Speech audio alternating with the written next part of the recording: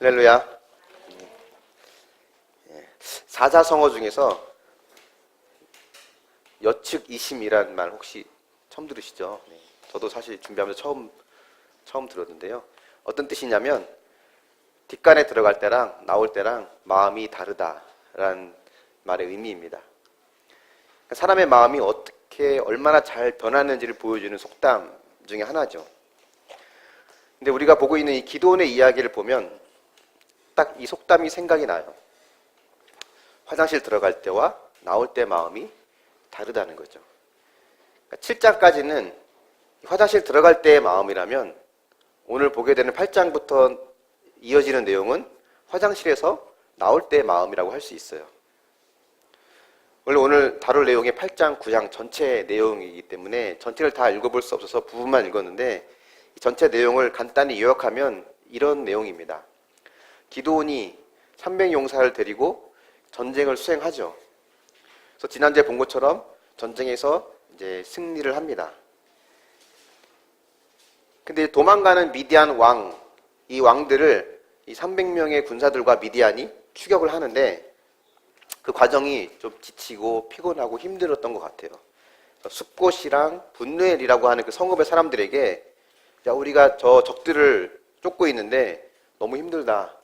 먹을 것 좀 줘라. 라고 부탁을 합니다. 근데 그들이 그 요구를 거절합니다. 그러자 미디안이 이런 말을 해요. 내가 저 미디안 왕들을 죽이고 와서 너희들을 가만두지 않겠다. 라는 경고를 하고요. 실제로 그 미디안 왕들을 죽이고 돌아온 다음에 그 성읍을 무너뜨리고 그 성읍의 사람들을 죽입니다. 어쨌든 이렇게 전쟁이 끝이 나고 이스라엘 사람들이 기드온에게 와서 당신이 우리의 왕이 되어달라고 말을 해요. 근데 그 자리에서 기드온이 점잖게 거절을 하지만 기드온은 또 금으로 된 에봇을 만들어서 자기 동네 앞에 다 세우고 40년을 왕처럼 군림합니다. 또 그 40년 동안 수많은 부인들을 두고 또 아들을 둬서 70명의 아들까지 두게 돼요. 그 70명의 아들 중에 아비멜렉이라고 하는 첩의 아들이 있었는데 그 아들은 또 자기가 왕이 되기 위해서 다른 이복 형제들을 다 죽입니다. 결국 이 아비멜렉도 하나님의 심판을 받아 죽게 되고 그렇게 기드온의 이야기는 끝이 납니다. 이런 기드온의 이야기는 끝이 비극으로 끝나요.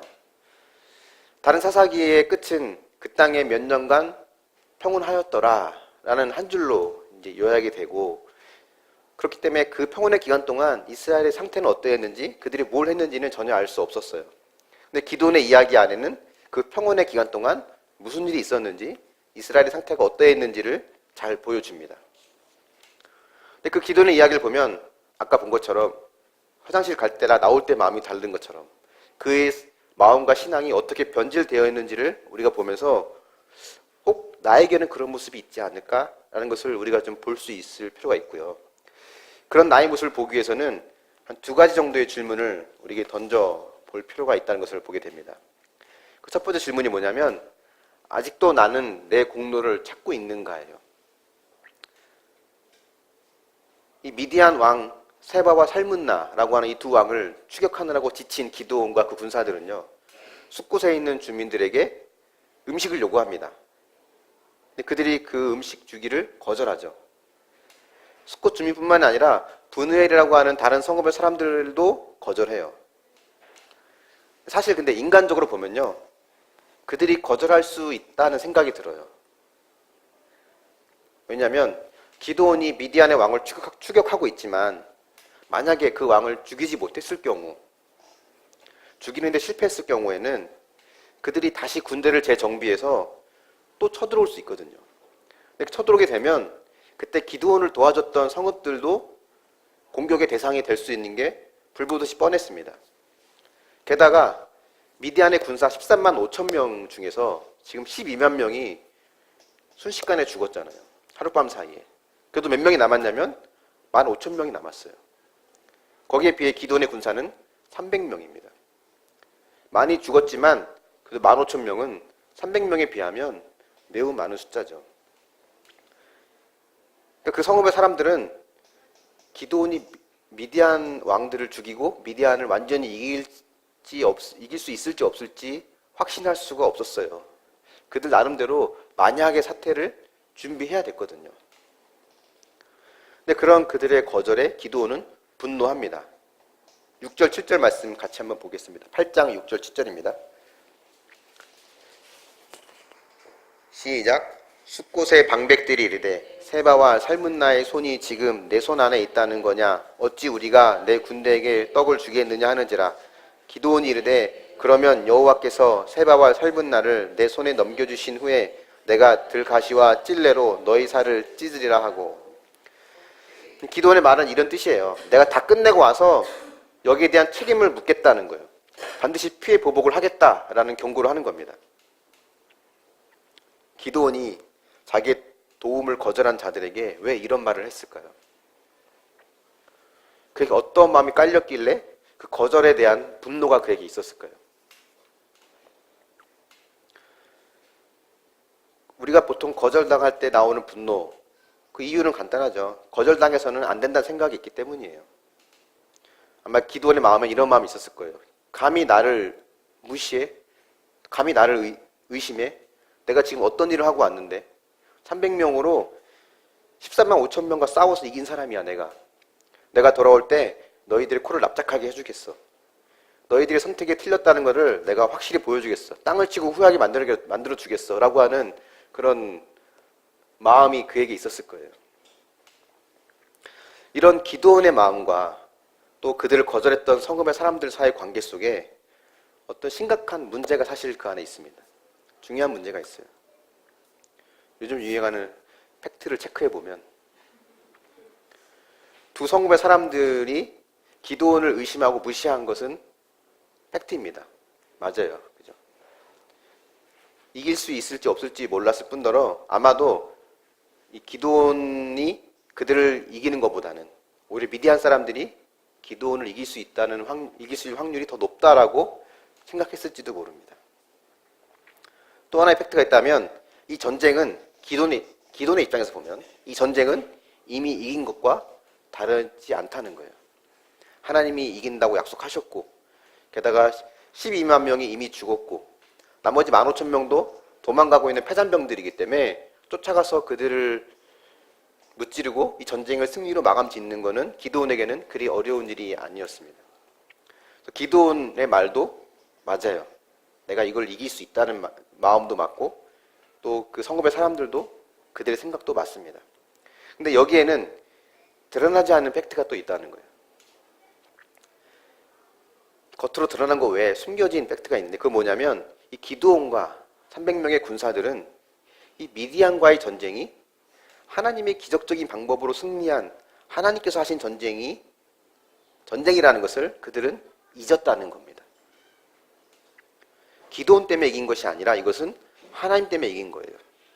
근데 마치 자기들의 실력으로 이긴 것처럼 생각을 했고 그렇기 때문에 마땅히 그에 상응하는 대우와 영광을 받아야 한다는 마음이 기드온과 300 군사들의 마음속에 있었다는 겁니다.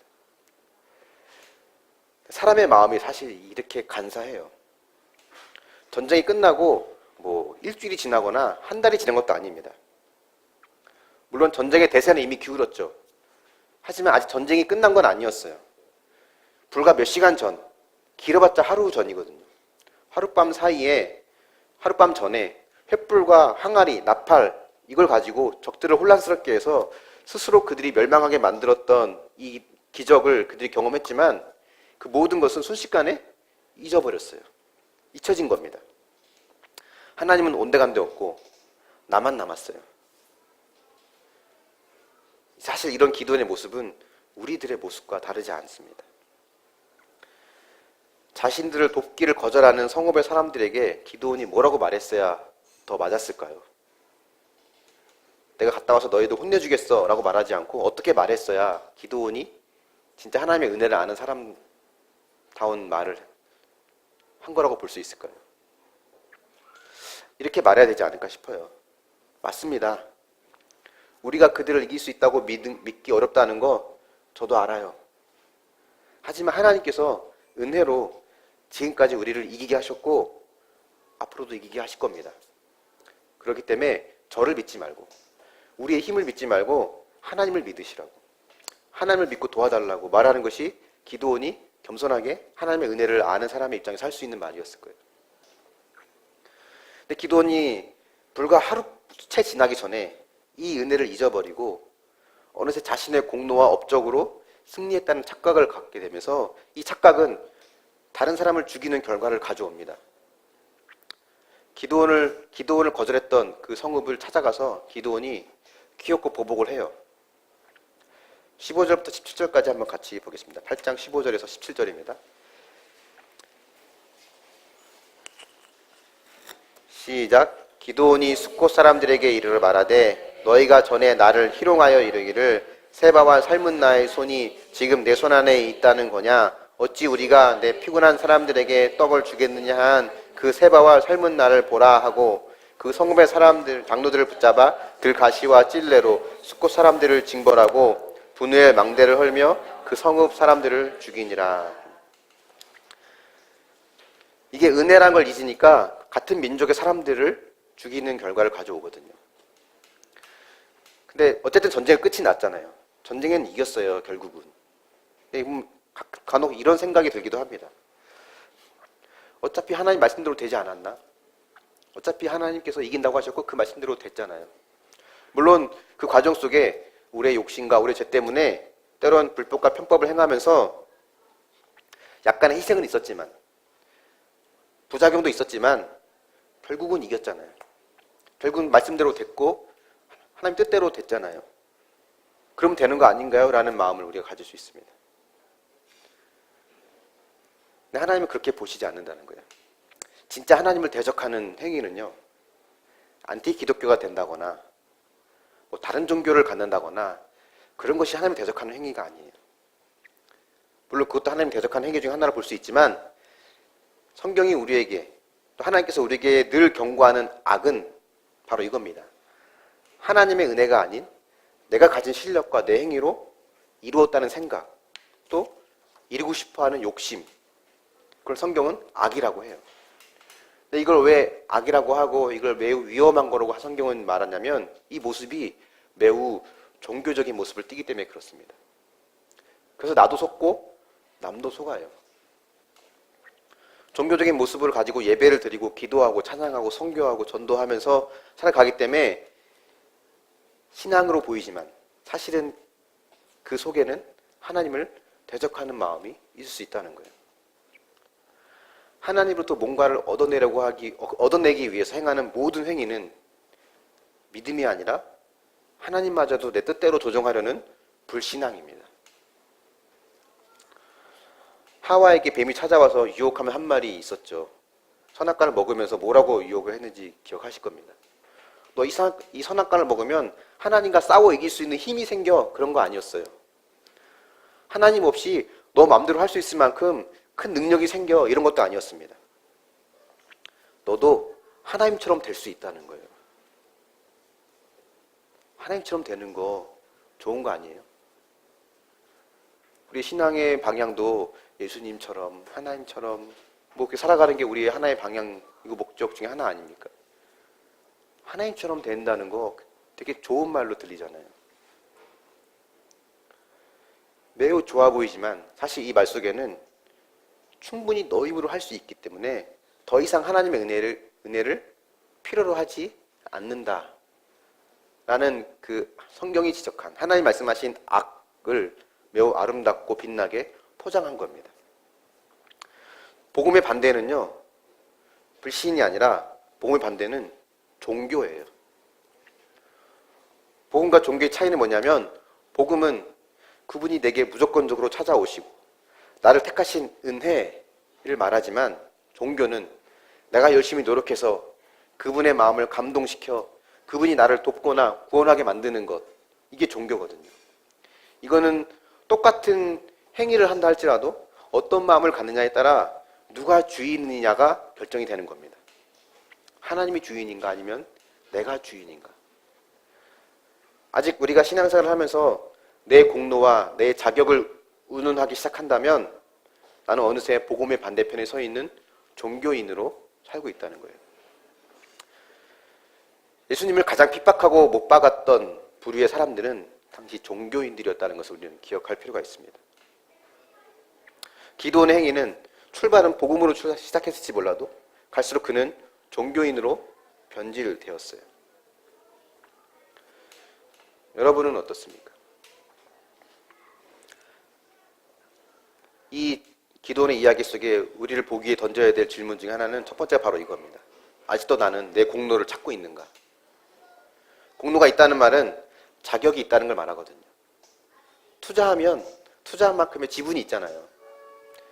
지분을 하나님께 요구하고 있는 거예요. 하나님, 내가 이렇게 했으니 하나님 당연히 나에게 이렇게 하셔야 되지 않느냐는 마음이 있죠. 이건 내가 주인이지 하나님이 주인이 아닙니다. 한번 적용해 보십시오. 오직 주님 한 분이면 충분했다고 했던 그 믿음의 모습 그대로 갖고 있습니까? 아니면 나의 행위와 공로를 인정받아서 특권을 누릴 자격을 갖췄다고 하는 종교인의 모습을 갖고 있습니까? 인정받지 못해서 섭섭하고 분노했던 일은 무엇이 있습니까? 이 기도원의 이야기에 이게 스스로에게 던져야 될 두 번째 질문은 이겁니다. 아직도 왕의 자리에 앉아 있는가요? 이 18절 19절을 보면요, 읽어보진 않았지만 기드온이 전쟁에 나서게 된 동기를 볼 수 있습니다. 미디안으로부터 핍박받는 내 민족을 구원하기 위해서 전쟁에 나선 게 아니라는 거예요. 그러니까 사사로서 자기 민족을 구원하기 위해서 싸운 게 아니라 18절 19절을 보면 그 미디안 왕들로부터 죽임을 당한 자기 형제들에 대한 개인적인 보복, 개인적인 복수, 그것이 그의 동기가 되었다는 거예요.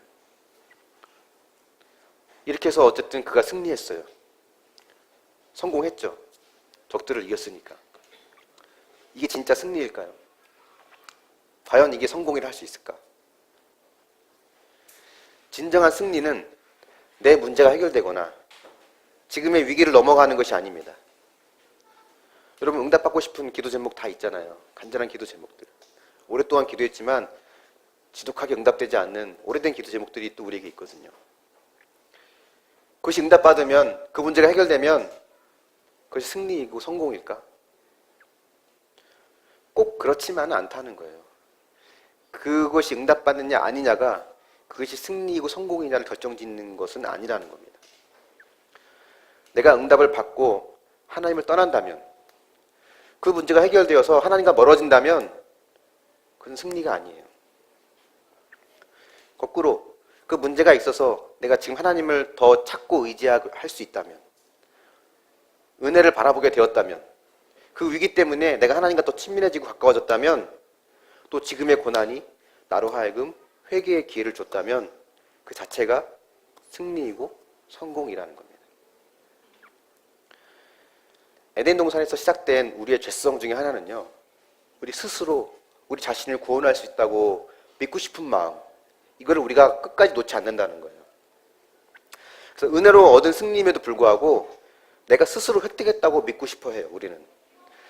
그래서 거기에 대한 칭찬과 인정과 영광을 받을 수 있는 자격이 충분히 된다라는 마음을 늘 우리는 갖습니다. 7장에서 8장으로 넘어오면서 기드온이 모든 은혜를 잊어버려요. 어느새 자신이 승리의 영광을 누리고 그 모든 걸 취할 자격이 있는 사람이라고 믿게 됩니다.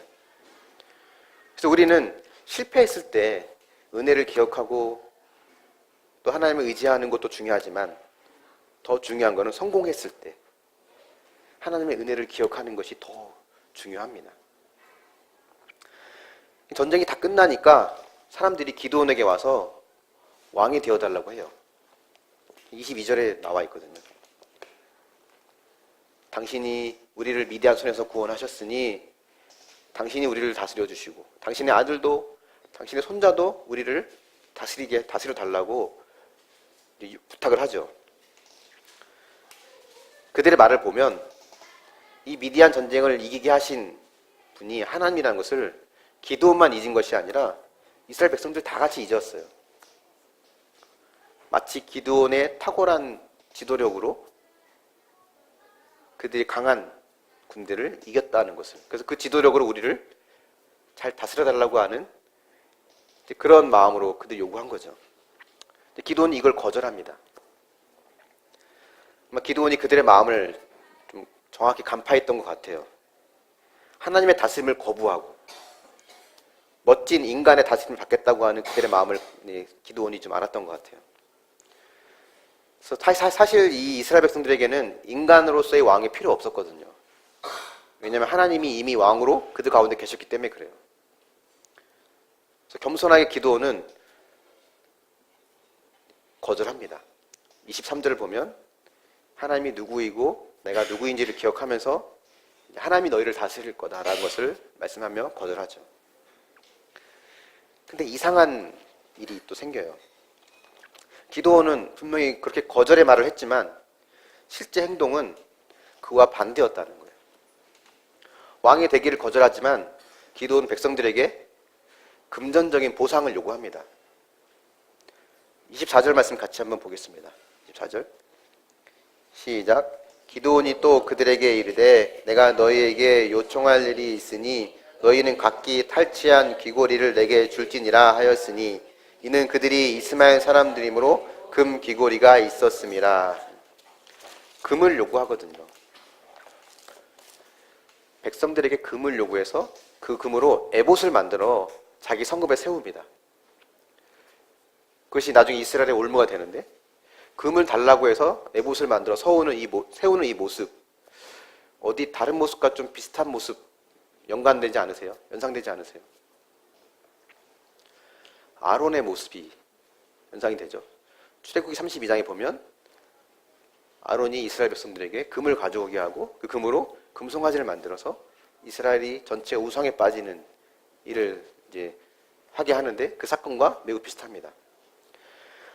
근데 기드온이 에봇을 만들었어요. 에봇이 뭔지 아십니까? 에봇은 성막에서 대제사장이 입는 옷이에요. 그 옷 앞부분에는 우림과 둠밈이라고 하는 것이 있습니다. 이 우림과 둠밈은 하나님의 뜻을 물을 때 쓰는 도구예요. 우리도 참 이런 게 있으면 참 좋겠다 생각이 듭니다. 예를 들면 동전 두 개를 꺼내서 둘 다 앞면이 나오면 예스, 둘 다 뒷면이 나오면 노, 서로 다르게 나오면 하나님 응답하신 게 아니다 라는 것을 결정해요. 그래서 우림과 둠밈을 꺼냅니다. 그래서 이거를 펼쳐요. 펼쳤을 때 둘 다 예스가 나오면 하나님 뜻이구나 이거는. 둘 다 노가 나오면 하나님 막는 거구나. 서로 다르게 나오면 하나님이 아직 응답하신 게 아니구나. 더 기다려야 되는구나 라는 것을 그걸 판단했거든요. 이걸 대제사장이 했습니다.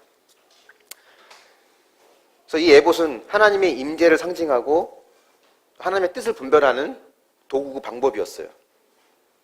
근데 기드온이 이 에봇을 만들고 자기 성읍에 뒀잖아요.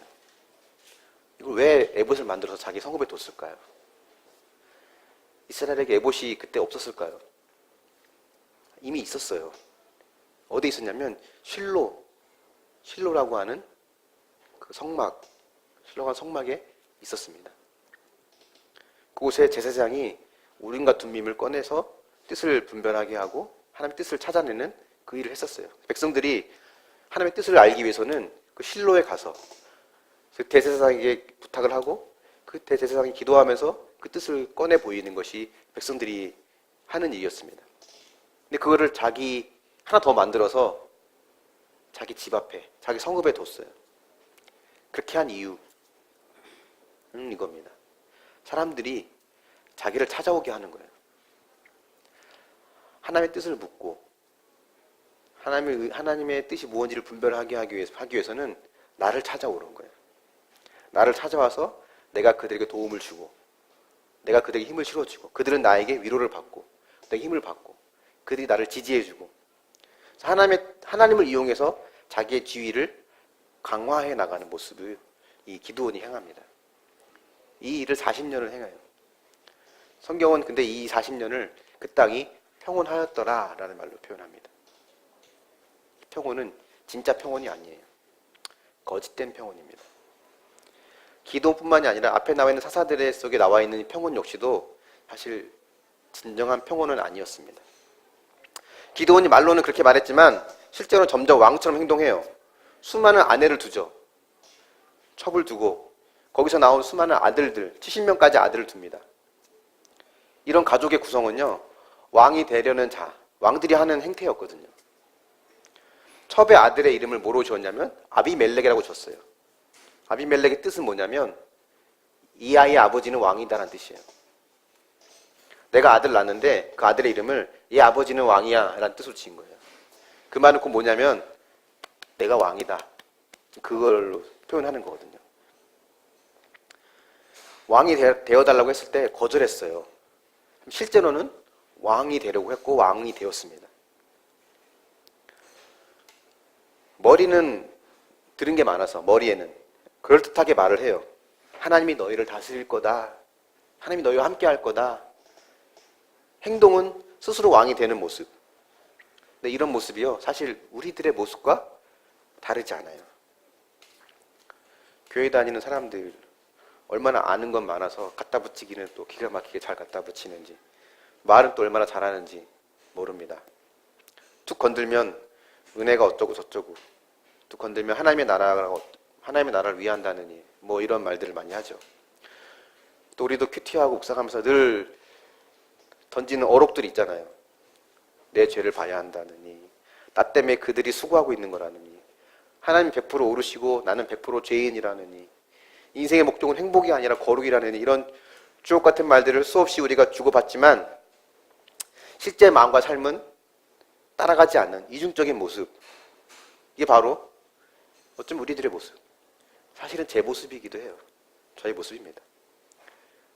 주어드는 건 많아서 말은 그럴싸하게 하지만 삶이 따르지 않는 이 모습은 아직도 하나님이 내 삶의 주인이라는 것을 인정하지 못하고 내가 나의 주인이라는 것을 고집하고 있는 그 모습을 보여주는 거죠.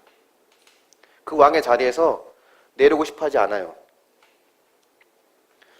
19세기에 있는 유명한 설교자였던 찰스 스펄전이라는 사람이 이런 말을 했었거든요. 자신의 영혼을 구원하려면 목회에 뛰어들지 말라. 얼핏 들으면 목사들은 구원 못 받는다는 얘기처럼 들려요.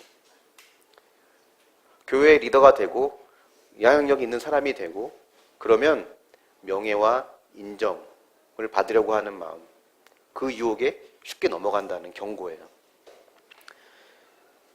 기드온처럼 하나님이 왕이시라는 말은 우습게 하지만 속마음은 사람들이 나를 찾아와서 왕처럼 대우해 주기를 원하고 내게로 와서 지도받고 나에게서 은혜를 받고 나에게서 구원을 찾기를 바라는 마음, 그것이 사실 기드온의 마음인 동시에 우리의 마음이기도 합니다. 그래서 우리에게 던져야 될 질문 중에 하나가 이거예요. 아직도 왕의 자리에 앉아 있는가? 신앙 고백은 하나님이 나의 주인이시고 왕이라고 하지만 실제 내 삶은 어떤가를 돌아보자는 거예요. 한번 적용해 보십시오. 누가 여러분의 왕입니까? 여러분의 삶의 영역, 자녀, 남편, 아내, 재정, 시간, 자존심, 명예, 그 모든 것들 중에 아직까지도 하나님께 그 권리를 내어놓지 못한, 여전히 그 왕의 자리에서 내려오지 않는 그 영역은 어떤 것이 있습니까? 기돈이 죽으니 어떤 일이 벌어졌는지 아시죠? 이 아비멜렉이라고 하는 이 아들은요, 첩의 아들이었는데 그 주변에 있던 세겜 족속이라고 하는 악한 무리들과 결탁합니다. 그들과 결탁해서 자신의 이복 형제 70명을 다 죽여요. 쉽게 말하면 세겜 족속들이, 정치꾼들이 자금을 대고 이 아비멜렉은 학살을 통해서 정권을 잡습니다. 악한 자들끼리 손을 잡은 거예요. 하나님께서 그래도 역사하셔서 기드온의 막내 아들 요담이 극적으로 숨어 목숨을 건져요. 하지만 나머지 아들들은 다 죽습니다. 그리고 아비멜렉이 아버지를 이어 왕이 돼요. 이 아비멜렉도 결국은 비참하게 죽음을 당하죠. 그러니까 모두가 왕이 되려고 하는 자의 결말이 사실은 이렇게 되는 거예요. 그래서 우리는 다 왕의 자리에서 내려와야 됩니다. 내가 그 자리에 있으면 안 돼요.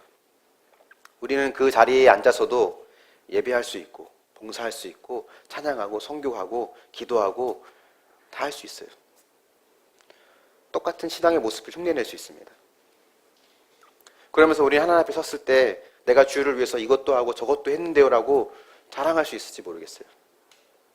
하지만 복음서에 보면 성경에 하나님께서 주님 뭐라고 말씀하시냐면 도무지 알지 못한다라고 하거든요. 하나님이 나의 왕이심을 인정하고 그 말씀대로 100% 순종하는 저와 여러분이 될 수 있기를 바랍니다. 말씀의 결론을 맺으려고 합니다. 어느 누구도요, 하나님께 공로를 내세울 자격은 없어요. 여러분, 열심히 사셨다고요? 최선을 다했다고요? 어떻게 이보다 잘하냐고요?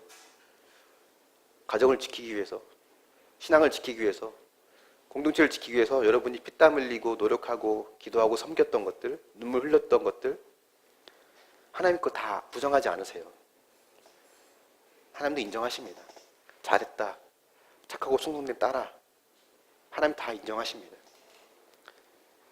그것이 문제라는 것이 아니라 그 선한 행위가, 그것 때문에 내가 마땅히 구원받아야 되고 응답받아야 되고 축복받아야 된다고 한다면 그것은 하나님 보시기에 가증한 악한 행동이라는 겁니다.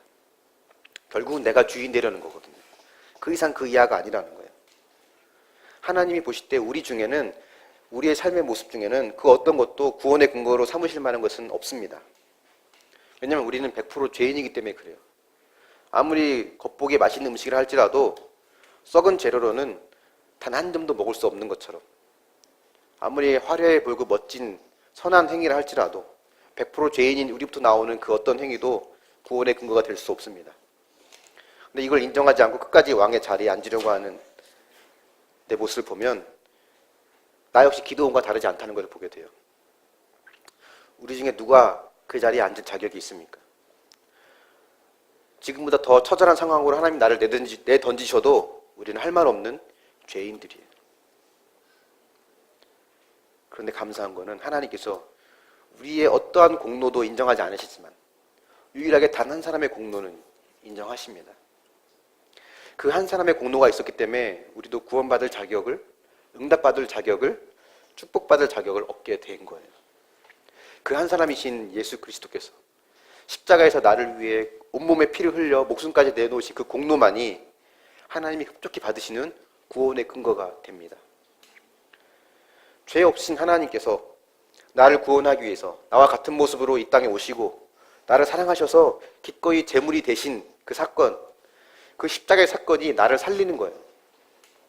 그 사건이 나를 하나님의 자녀가 되게 하고, 그 사건이 나를 하나님 나라의 영원한 상속자가 되게 하시고, 더 나아가서 영원히 주님과 함께하는 주님의 거룩한 신부가 되게 하는 겁니다.